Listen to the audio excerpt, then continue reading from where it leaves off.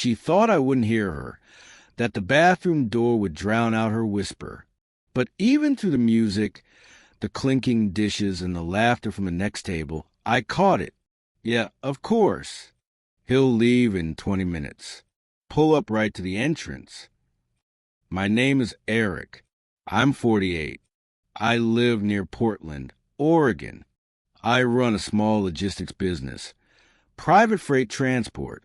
3 trucks, a dispatcher, a couple of drivers. Everything on my own. My wife is Melissa. Or she was, though technically we're still married. That night, we were celebrating her birthday at a place called Village House in downtown Portland. I booked the table in advance, chose her favorite wine, bought her a gold pendant, nothing flashy, just a thoughtful gift. She's 41, well-kept, smart, sharp, but lately she'd been tired of me way too often and on her phone way too much. I felt something was off, but I didn't overthink. I waited, and the moment came. When she went to fix her makeup, I didn't check her phone, didn't follow her. I just sat and listened through the slightly open bathroom door and heard everything that confirmed what I already knew. I went back to the table, finished my drink, and asked for the check. She returned 4 minutes later, slightly embarrassed, but smiling. "Everything okay?" she asked. I nodded. No words. I paid, stood up, and walked out without looking back. I left a napkin on the table with a handwritten message. "You earned this." Outside, Portland winter was wet and cold. Early January. My truck was parked by the curb. I smelled diesel in the air, heard a streetcar horn echoing in the distance. I didn't get in right away. Just stood there, looking at my reflection in the window. My face blank, cold, no questions left. I didn't drive home. Not to the garage, not to friends. I drove to the place where her lies began. Halfway there, my phone rang. I didn't pick up. A second later, a text. "Where did you go?" Then, "You're acting insane." Then, "Sorry, it was just a delivery order. Don't be dramatic. Come back." Silence is the best threat. It forces panic. 20 minutes later, I arrived at a mechanic shop in East Portland. A guy nicknamed Mo worked there. He had his own network, his own databases. He could find anything in a few hours. Who she met, license plates, parking lots, camera footage, everything. I told him, "I need the plate number of whoever pulled up the Village House at 8:50 p.m. tonight." He said, "You got camera angles? Then yeah, it's doable. Give me a day." I threw a stack of $100 bills onto the table. 2 hours, not a day.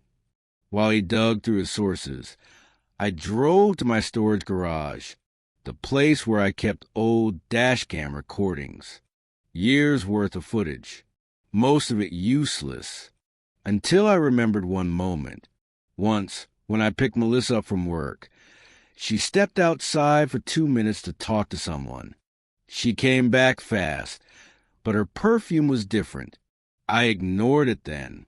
I shouldn't have.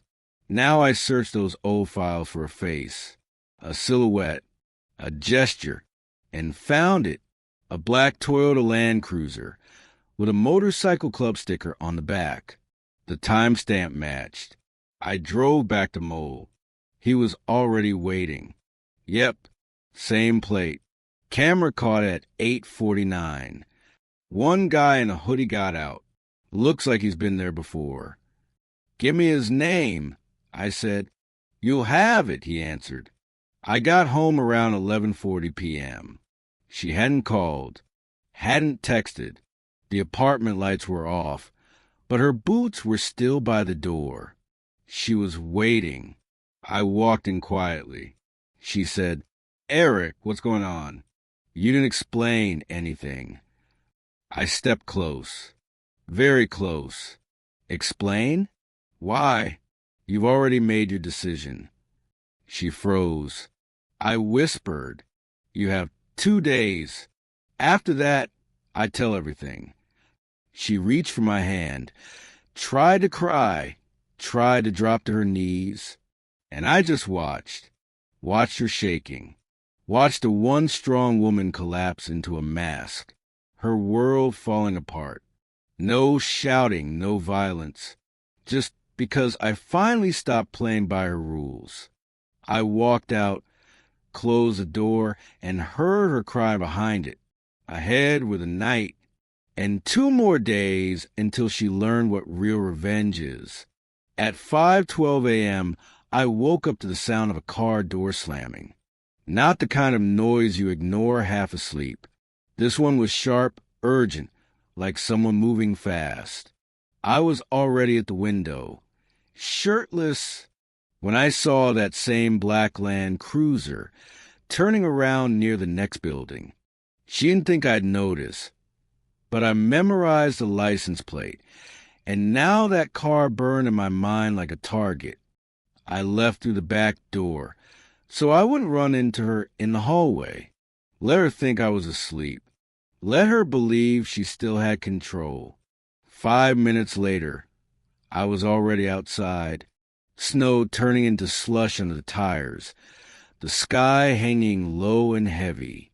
I wasn't following them out of jealousy, not because it hurt, but because it was time to start. The black Land Cruiser was parked outside a coffee shop on Burnside Street. I stopped about 100 feet away. The cabin was dark, engine running. Through the window, I could see him sitting there with a coffee cup. I stepped out quietly, closing the door without a sound. Approached from behind. I wasn't carrying a weapon, just a screwdriver, a regular work tool. I tapped on the window. He flinched, lowered it, and instantly realized who I was. I said, "We need to talk." He mumbled, "Who are you?" I didn't answer, just leaned in hard enough to make him understand this wasn't a conversation he could walk away from. His coffee spilled on his jacket. As he tensed up, he tried to open the door, but I already had him by the collar. "You have no idea what you walked into." I told him. "Now you're buried in this mess just as deep as she is." He whispered something about Melissa, something confused, but I shut him down. I didn't hurt him seriously, didn't break anything, but I made the boundaries unmistakably clear. Stay away from her home. Change your phone. Change your habits. Disappear from her life. He understood. He drove off so fast the tires screeched, and I stayed there for a moment, letting the cold air settle everything inside me. This was only the beginning. At home, she stayed quiet, barely looked up, held her mug like it was a lifeline. I didn't speak, just placed printed photos, the license plate, and the camera screenshots on the table. Date, time, location. Her face drained of color. "You think that's everything?" I said, "It's just the entry point." She cried, apologized, pleaded, but it meant nothing. I gave her 24 hours to pack and leave, but that was just theater. I had already started working in the background, while she threw clothes into bags and called her friends. I went to the bank, made copies of every financial document, withdrew part of the savings, moved the rest. The house was in my name. The car was in my name. Even her debit card was linked to my account for convenience. I shut it down instantly. At the grocery store, she couldn't pay. And that's when she understood. She came home furious, yelling, but I said nothing, just looked out the window. Middle of the day. Silence. A voicemail blinked on the machine. Her mother's voice. "Eric, Talk to Melissa. She's upset. I deleted it. Let her be upset. She'd live. Later she tried to leave. I caught up to her at the car. Where are you going? To a friend. I need to think. I took the keys from her hand. You think it's that simple? You think cheating is an accident and betrayal is something you can think about? She tried to argue, even swung at me. I stopped her by holding her wrist firmly enough to make her listen. You have no idea how far this has gone, I said. She pulled away and ran back inside. A neighbor saw us, glanced at the keys in my hand, and turned away. People always sense trouble, but pretend they don't, because facing it scares them. That evening Mo sent the results. The lover's name, Alex Rudner, 39, former classmate of hers, living in the Gresham area, sales director at a manufacturing company. I told Mo I want his routine, where he eats, where he parks, whether he's married. The next morning, I stood near Rudner's office parking lot, holding a wrench, not as a weapon, but as a warning. He came out at 8:56 a.m., started his car. I approached and opened the door. He went pale. I placed the wrench gently on his lap. Next time it'll be something you care about, I said quietly. Your job, your comfort, your peace. You understand? He just nodded, frozen. And even if she texted you last night, forget it.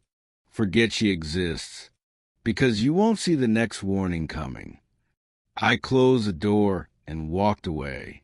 He didn't move for 15 minutes. I was already on my way to a lawyer. Divorce. No negotiations. No drama. Maximum firmness. But when I entered the waiting room, I stopped. There he was, Rudner, talking to an attorney. A folder next to him labeled, Threat to Personal Safety. He looked up. Our eyes met, and I realized he really thought going to the police would save him. That meant a new chapter was starting. Not outside his car, not after work, but in front of his colleagues, his boss, his wife. I left the office without even speaking to a lawyer, because now the revenge was going public. I didn't just break his confidence. I broke the silence he had behind. After our parking lot conversation, he stopped answering calls, didn't show up to work, and then tried to shield himself with a report. Huge mistake. Paper wouldn't save him. I waited until Friday, the day of the company's weekly leadership meeting. A dull gray building with cracks on the walls. Security half asleep at the monitors.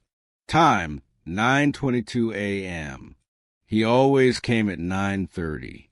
I stood near the lower entrance where employees smoked, holding a plastic bag. Inside, printed messages between him and Melissa. Photos, screenshots, timestamps, IP logs. A flash drive. I paid a logistics employee $200 to deliver the envelope to the head of security. Anonymous. No name. No trail. Review who you have in a management position. This is a leak. This is a risk. An hour later, 2 plainclothes investigators were at the front gate. Rudner walked out pale, hands shaking, trying to explain himself.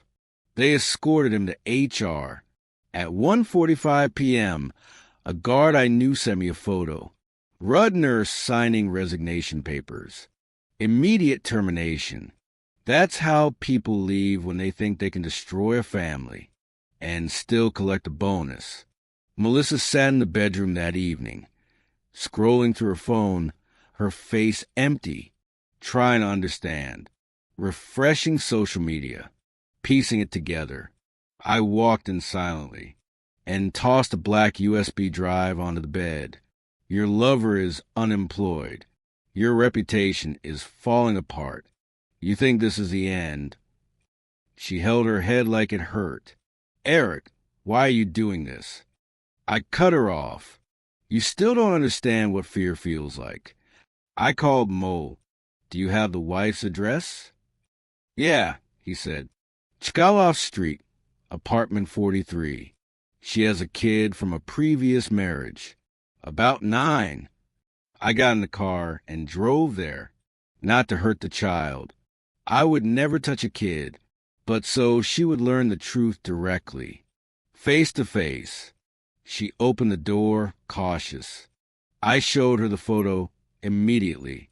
Her husband kissing Melissa outside an apartment building 3 days ago.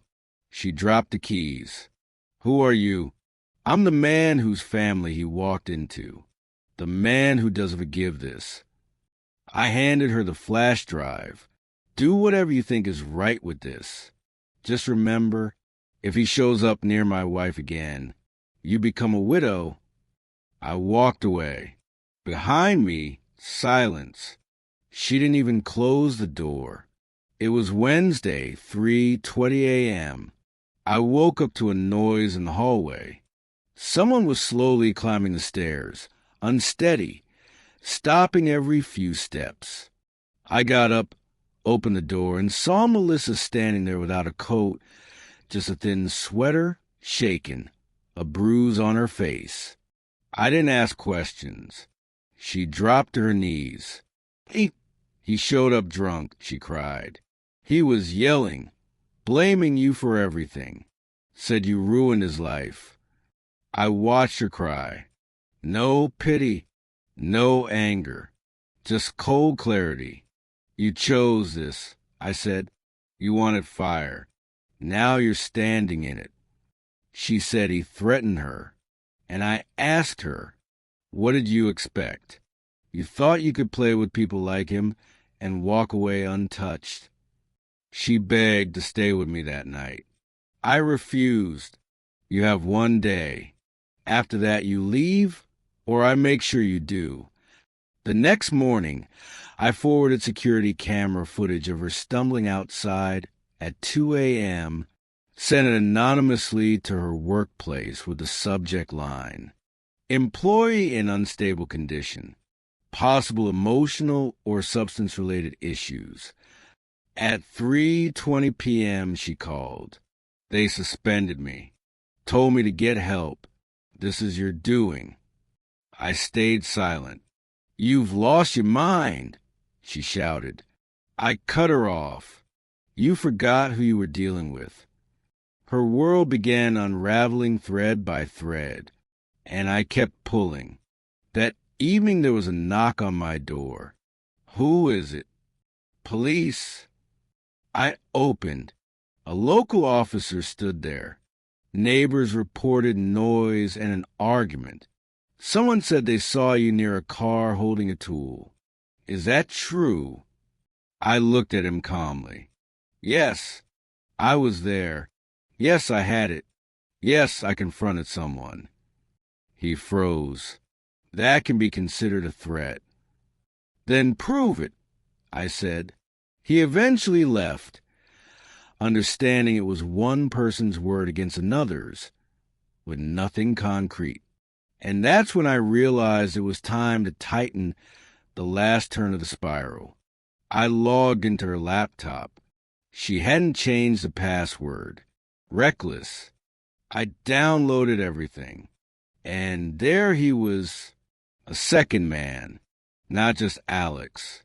A different one, Stanislav. Photos, voice notes, messages from months before the coffee shop incident. I actually smiled. Melissa had only revealed a fraction of the truth. I planned to uncover all of it. The next day, a flash drive appeared in every mailbox at her office. No signature, just a note. For Melissa, inside were screenshots, recordings, videos, a full report. At 2:32 p.m., she walked out of the building trembling.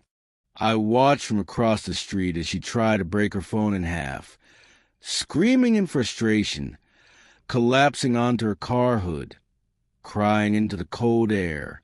No one approached her. I got into my car, lit a cigarette, and whispered, "Now you finally know what it feels like to lose." But it still wasn't the end. Her mother was next, then the legal process, then Alex again, but this time not with a warning. Melissa didn't know I heard their conversation, that I stood behind the door when her mother hissed, "So what? You knew he didn't love you?" And Melissa replied, "I'm tired of living in his shadow. I wanted what I deserved."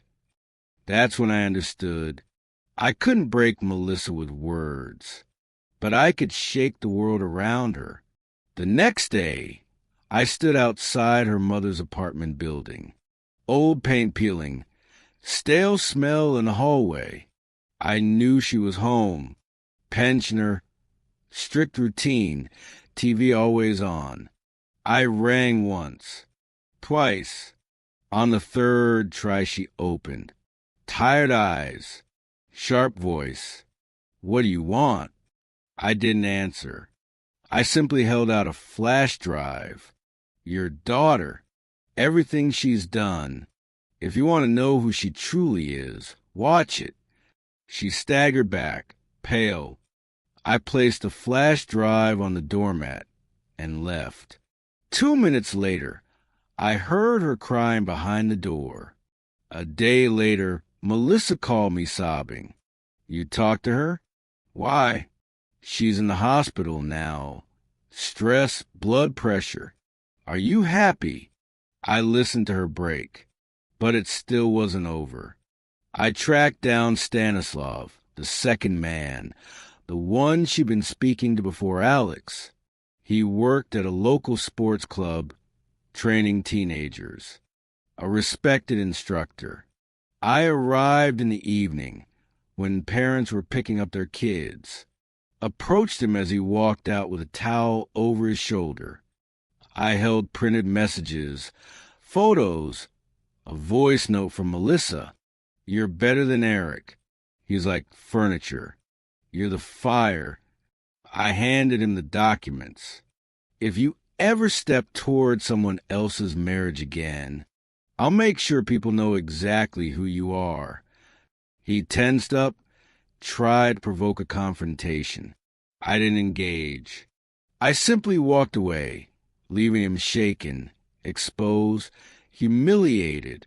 There were cameras, yes, but I wore a hood, sunglasses, left no trace.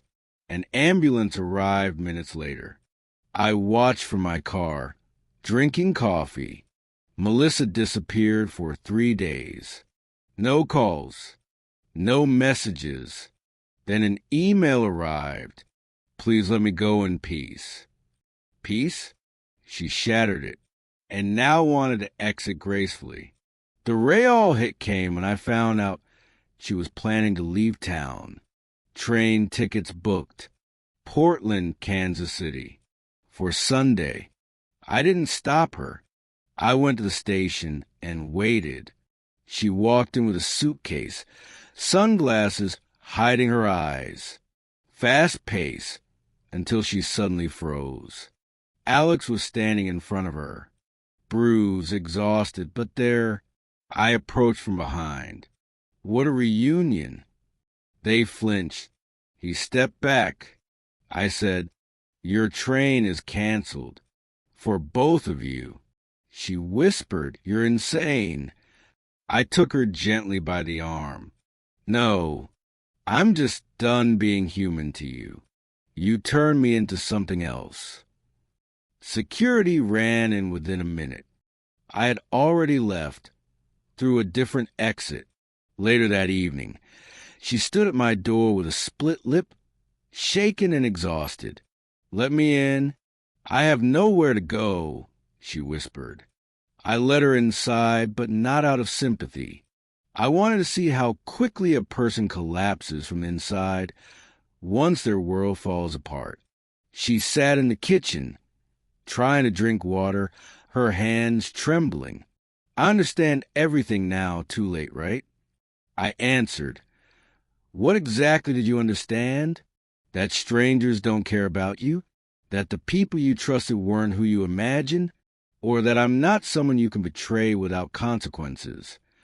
She stayed silent. I stood up and walked closer. You want forgiveness? She nodded. Then you still don't get it. I said quietly. I don't forgive.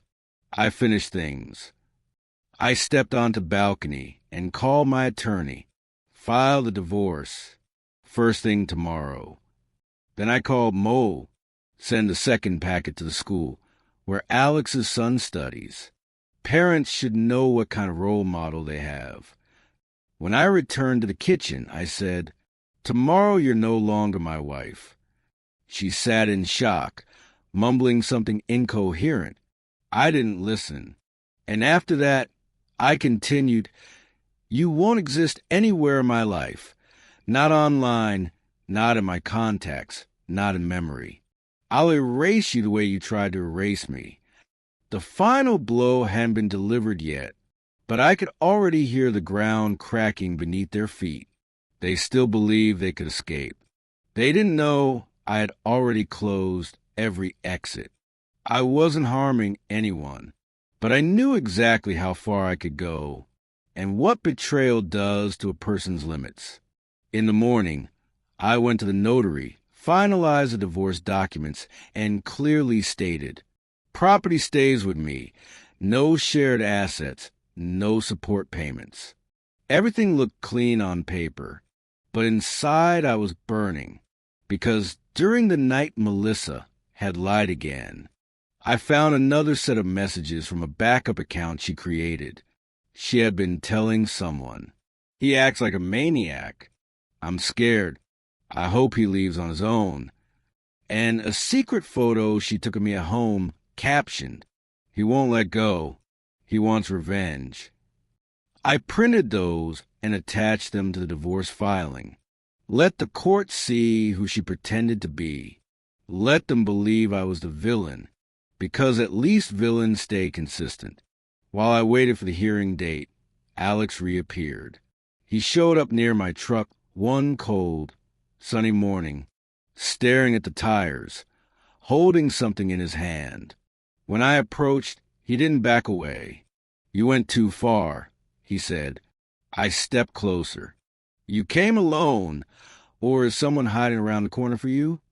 He made a tense, abrupt movement, a clear attempt to provoke or intimidate, and I stopped him, firmly but without harm, taking away whatever he held and ensuring he couldn't escalate the conflict.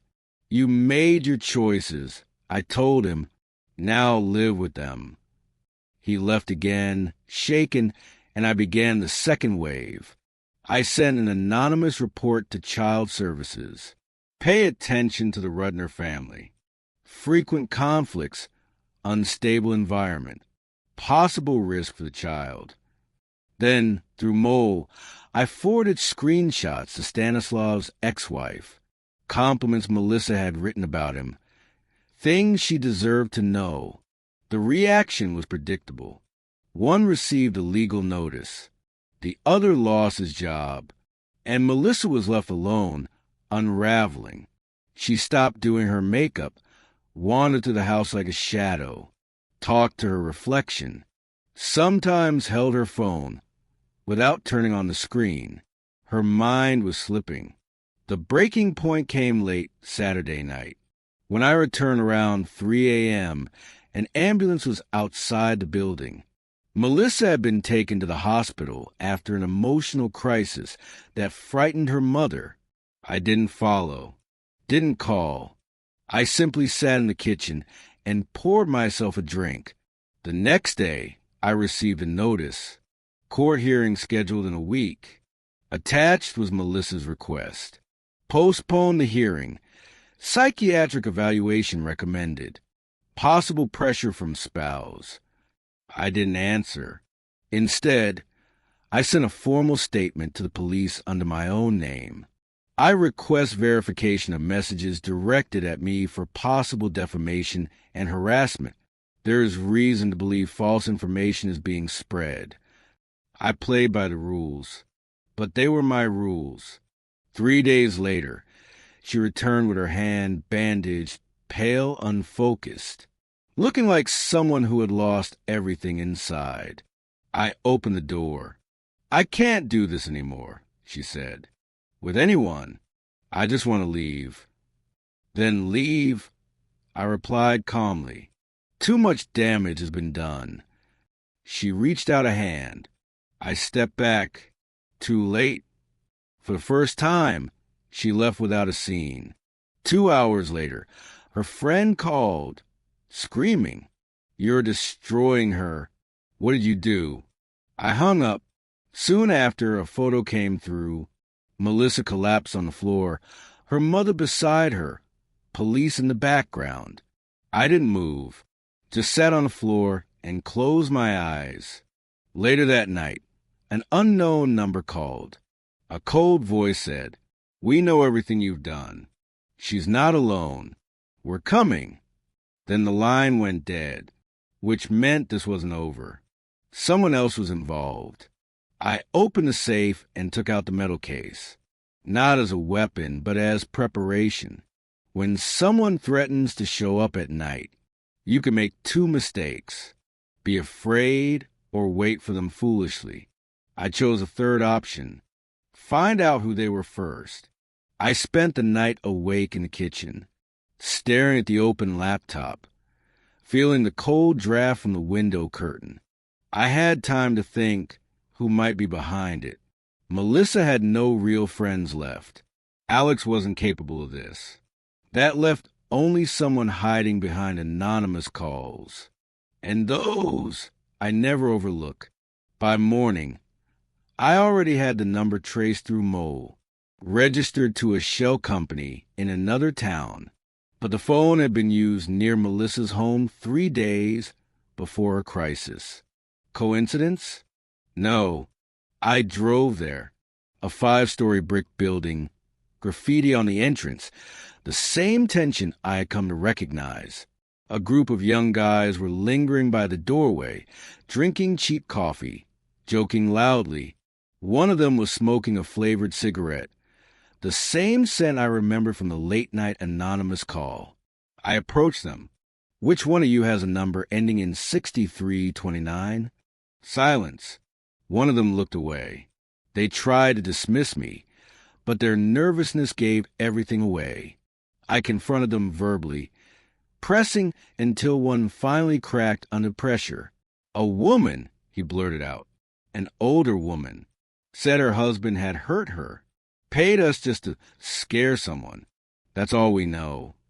It was enough. I contacted Mole immediately. Find out who hired them. Cross-reference the phone records, the payments, the store cameras, whatever it takes. By evening, he had an answer. Galina Sergeyevna, 63. Alex Rudner's mother. A retired woman with a sharp temper.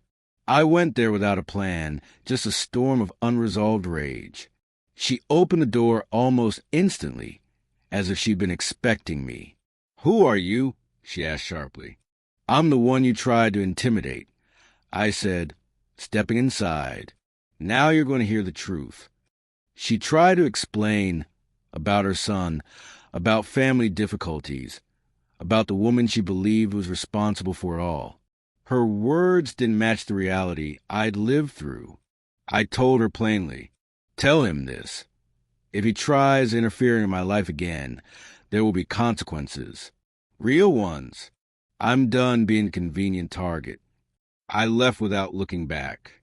Let her remember the sound of the closing door. The next day, I received notification. The court hearing was postponed again due to Melissa's medical recovery in a private clinic. Where she got the money became clear. Quickly, Mole found a payment source. A company owned by Stanislav, the man who had been involved long before the others. One night, Driving home, I realized the car was following me. Badly. Not like professionals, more like nervous amateurs. I pulled into a side street. They followed. Two men sat inside, loud music, cheap cigarettes, trying to look intimidating. I confronted them firmly, verbally, making it clear I wasn't someone they could pressure or scare. They admitted they were just told to keep an eye. Nothing more. I warned them to leave the situation entirely, and ensured they understood the seriousness without harming anyone. When I returned home, Melissa had left a voicemail. Please stop. I understand everything now. Don't go further. It was too late. The next morning, I faxed the clinic anonymously. There may be a case of identity misuse involving your patient. Please verify documents. 2 hours later, the clinic called back, confused and alarmed. I kept the pressure on. They needed to investigate properly. That evening, the police called. There's been a complaint from Melissa about harassment and pressure. Please come in for clarification.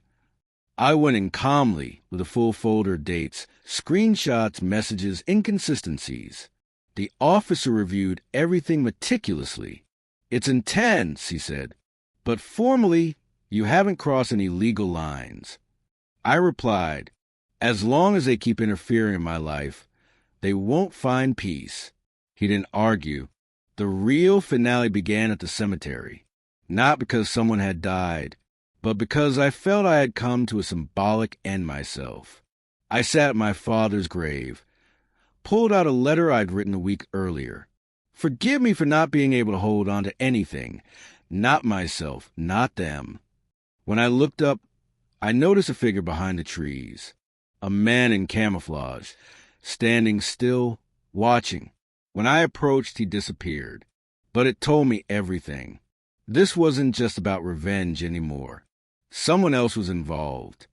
A 5-story brick building, graffiti on the entrance, the same tension I had come to recognize. A group of young guys were lingering by the doorway, drinking cheap coffee, joking loudly. One of them was smoking a flavored cigarette, the same scent I remembered from the late-night anonymous call. I approached them. Which one of you has a number ending in 6329? Silence. One of them looked away. They tried to dismiss me, but their nervousness gave everything away. I confronted them verbally, pressing until one finally cracked under pressure. A woman, he blurted out. An older woman. Said her husband had hurt her. Paid us just to scare someone. That's all we know. It was enough. I contacted Mole immediately. Find out who hired them. Cross-reference the phone records, the payments, the store cameras, whatever it takes. By evening, he had an answer. Galina Sergeevna, 63. Alex Rudner's mother. A retired woman with a sharp temper. I went there without a plan, just a storm of unresolved rage. She opened the door almost instantly, as if she'd been expecting me. Who are you? She asked sharply. I'm the one you tried to intimidate, I said, stepping inside. Now you're going to hear the truth. She tried to explain about her son, about family difficulties, about the woman she believed was responsible for it all. Her words didn't match the reality I'd lived through. I told her plainly, tell him this. If he tries interfering in my life again, there will be consequences. Real ones. I'm done being a convenient target. I left without looking back. Let her remember the sound of the closing door. The next day, I received a notification. The court hearing was postponed again due to Melissa's medical recovery in a private clinic. Where she got the money became clear. Quickly, Mole found the payment source. A company owned by Stanislav, the man who had been involved long before the others. One night, driving home, I realized the car was following me. Badly. Not like professionals, more like nervous amateurs. I pulled into a side street. They followed. Two men sat inside, loud music, cheap cigarettes, trying to look intimidating. I confronted them firmly, verbally, making it clear I wasn't someone they could pressure or scare. They admitted they were just told to keep an eye. Nothing more. I warned them to leave the situation entirely, and ensured they understood the seriousness without harming anyone. When I returned home, Melissa had left a voicemail. Please stop. I understand everything now. Don't go further. It was too late. The next morning, I faxed the clinic anonymously. There may be a case of identity misuse involving your patient. Please verify documents. 2 hours later, the clinic called back, confused and alarmed. I kept the pressure on. They needed to investigate properly. That evening, the police called. There's been a complaint from Melissa about harassment and pressure. Please come in for clarification. I went in calmly with a full folder of dates, screenshots, messages, inconsistencies. The officer reviewed everything meticulously. It's intense, he said, but formally, you haven't crossed any legal lines. I replied, as long as they keep interfering in my life, they won't find peace. He didn't argue. The real finale began at the cemetery, not because someone had died, but because I felt I had come to symbolic end myself. I sat at my father's grave, pulled out a letter I'd written a week earlier. Forgive me for not being able to hold on to anything. Not myself, not them. When I looked up, I noticed a figure behind the trees. A man in camouflage, standing still, watching. When I approached, he disappeared. But it told me everything. This wasn't just about revenge anymore. Someone else was involved. And I was no longer the hunted. I had become the trap. Monday morning, I woke at 5:40, put on my jacket, tied my boots, checked the folder one last time. Inside wasn't a weapon, but something far more destructive. The archive, documents, photos, emails, financials, original files, no copies, everything that revealed the truth behind all their actions. I sent the entire package anonymously to the head of corporate security at Alex's former company. Confidential, internal risk, threats to company reputation. I knew corporate protocol destroys careers faster than any argument. 2 hours later, a video came in, Alex being escorted out of the building by security, without his belongings, without a word. Employees watching silently as he walked down the corridor. Eyes hollow. I didn't smile. It wasn't triumph. It was closure. Next, Melissa. I tracked her through a taxi driver I'd paid earlier. She's going to a shopping center. Meeting her lawyer. I arrived before she did. Waited near the glass facade. At 12:33 p.m., she appeared. Heels, coat, sunglasses, trying to look renewed. I walked up behind her. How's the new life? She froze. I took her bag, removed the folder with her legal documents, and opened it. A petition, a request, a psychological note. I tore it apart page by page, letting the pieces fall. No more complaints. No more performances. It's over. People stared. Phones came out. I didn't touch her. I just leaned close enough for the truth to land. You lost. On every level. And no one will save you now. Because no one believes you anymore. I left her standing there and placed a letter in her bag. The divorce certificate. Termination of all powers of attorney. Revocation of every shared document. Legally and fully, she was erased from my life. Unexpectedly, a message popped up. A video of Stanislav, recorded in a parking lot. Injured, shaken, clearly involved in conflicts unrelated to me. Someone he'd wronged had finally caught up with him. His mother called later that evening. "He's in the hospital. He said you started all this. Please stop." I hung up. Stopping was never the plan. The next day, I finalized the last documents at the notary. In case of my death, everything I own goes to charity. Not to family, not to children, not to Melissa, only to people who don't betray. Melissa tried one last time. She came home, fell to her knees, emotionally empty. I'm not asking to come back. I'm asking to end this, to be left alone. I said quietly, "You already are alone. You did that yourself." Later, I opened her social media on my laptop, changed the passwords, deleted every post, photo, message, and connection. In 2 hours, her online identity disappeared completely, as if she had never existed. That evening, I returned to the cemetery. To my father, "It's done," I told him. The silence felt real for the first time. I hadn't won. I had erased.